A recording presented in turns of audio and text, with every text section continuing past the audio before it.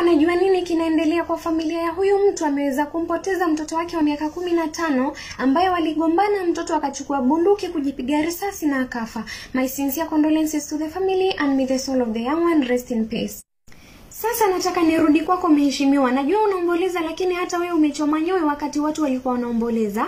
Na kwa kweli hakuna binadamu amekamilika, and I am not here to judge. Mnaweza nitusi, lakini mheshimiwa, mdomo ni kitu kadogo, lakini yale maneno hutoka hapa yana nguvu sana. Ni maneno mazito, hasa ukimtulia mtu fulani, maneno makali, maneno yaje yamkere, yamkwaze na yaje kumliza. Hujui kama yale machozi yatakurudia wewe. Na nataka nikukumbushe hapo nyuma kidogo. Sijui kama wakumbuka yale maneno ulimtupia Raila Odinga wakati alimpoteza mwanae, ukamwambia kifo cha huyo Fidel unajua ni sababu yeye amemuuza kwa shetani afe ili aweze kuwa na uongozi. Hayakuwa maneno ya busara. Tena familia ziko Kenya wakaanza kupata maiti sana za watoto wao kutoka Saudi Arabia. Ukatumwa pale Saudi uangalie na uongozi wa huko nini kinaendelea. Lakini wewe ulifika pale hukujali kama zile familia ama ndugu wanaomboleza watoto wao.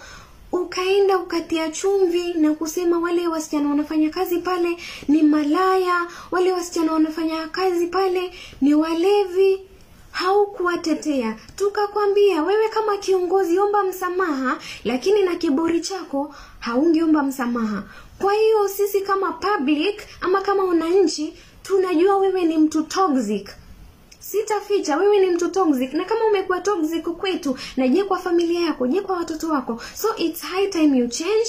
Uangalie ule uchafu huo unatoa kwa mdomo wako, and ujue wewe pia ni binadamu. Chenye kinamtendekea mwenzako leo ujue kama kitakutendekea wewe kesho.